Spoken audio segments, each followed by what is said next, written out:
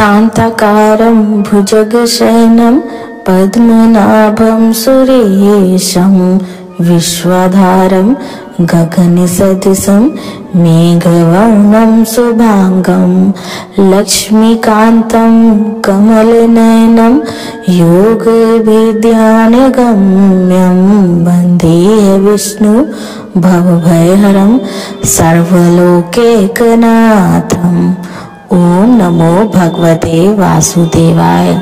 राधे कृष्ण भक्तों, आज जया एकादशी का व्रत सभी वैष्णवजन एवं भक्तों का है।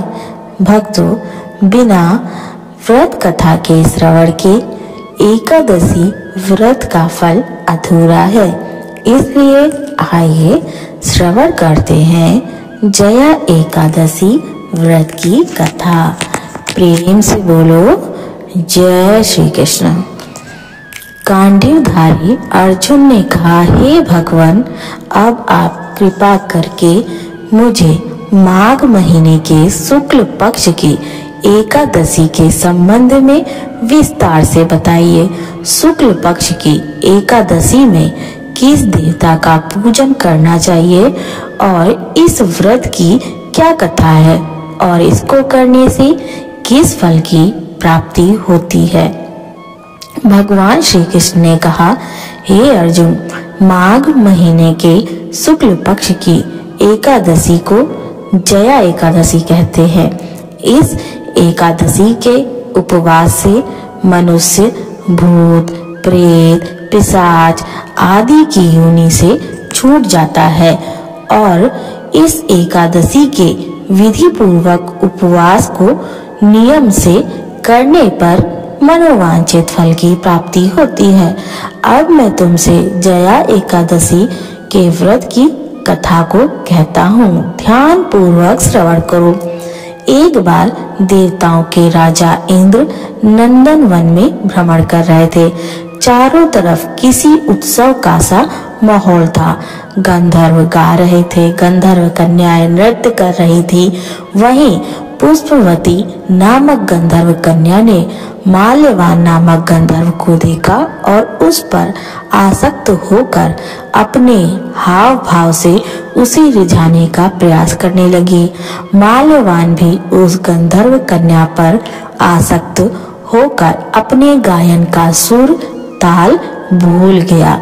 इससे संगीत की लय टूट गई और संगीत का सारा आनंद बिगड़ गया।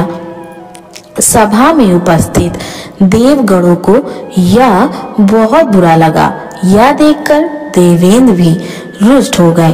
संगीत एक पवित्र साधना है, इस साधना को भ्रष्ट करना पाप है। अतः क्रोधवश इंद्र ने पुष्पवती तथा माल्यवान गंधर्व को श्राप दे दिया। संगीत की साधना को अपवित्र करने वाले माल्यवान और पुष्पवती, तुमने देवी सरस्वती का घोर अपमान किया है, अतः तुम्हें मृत्यु लोक में जाना होगा। गुरुजनों की सभा में असंयम और लज्जाजनक प्रदर्शन करके तुमने गुरुजनों का भी अपमान किया है, इसलिए इंद्रलोक में तुम्हारा रहना अब वर्जित है। अब तुम अधम पिशाच असंयमी का सा जीवन बिताओगे। इंद्र के श्राप सुनकर वे अत्यंत दुखी हुए और हिमालय पर्वत पर पिशाच योनि में दुख पूर्वक जीवन यापन करने लगे। उन्हें गंध, रस, स्पर्श आदि का तनिक भी बोध नहीं था। वहीं उन्हें असहनीय दुख सहने पड़ रहे थे। रात दिन में उन्हें एक क्षण के लिए भी नींद नहीं आती थी।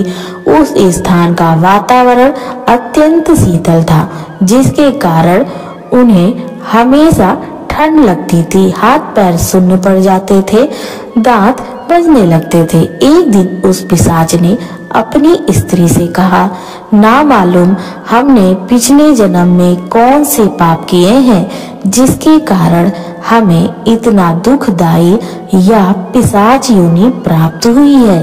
पिशाच योनि से नरक के दुख सहना कहीं ज्यादा उत्तम है। इसी प्रकार अनेक विचारों को कहते हुए अपने दिन व्यतीत करने लगे।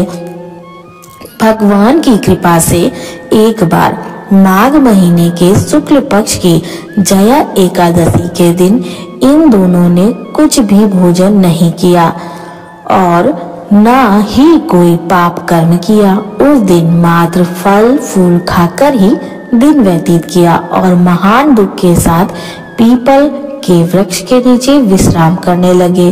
उस दिन सूर्य भगवान अस्ताचल को जा रहे थे।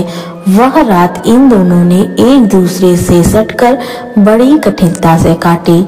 दूसरे दिन प्रातः काल होते ही प्रभु की कृपा से इनकी पिशाच योनि से मुक्ति हो गई और पुनः अपनी अत्यंत सुंदर अप्सरा और गंधर्व की देह धारण करके तथा सुंदर वस्त्रों और आभूषणों से अलंकृत होकर दोनों स्वर्गलोक को चले गए। उस समय आकाश में देवगण तथा गंधर्व इनकी स्तुति करने लगे।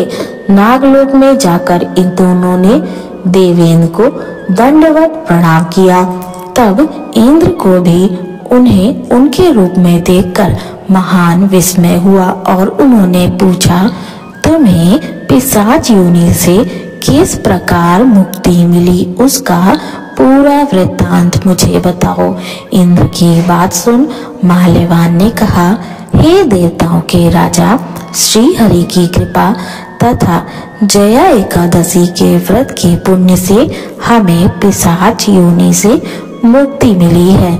इंद्र ने कहा, हे माल्यवान, एकादशी व्रत करने से तथा भगवान श्री हरि की कृपा से तुम लोग पिशाच योनि को छोड़कर पवित्र हो गए हो, इसलिए हम लोगों के लिए भी वंदनीय हो गए हो, क्योंकि शिव तथा विष्णु भक्त हम देवताओं के वंदना करने योग्य हैं। अतः आप दोनों धन्य हैं।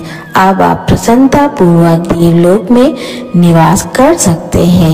हे अर्जुन, इस जया एकादशी के उपवास से कुयोनि से सहज ही मुक्ति मिल जाती है। जो मनुष्य इस एकादशी का व्रत कर लेता है उसने मानो सभी तप यज्ञ दान कर लिए। जो मनुष्य श्रद्धा पूर्वक जया एकादशी का व्रत करते हैं वे अवश्य ही सहस्त्र वर्ष तक स्वर्ग में निवास करते हैं।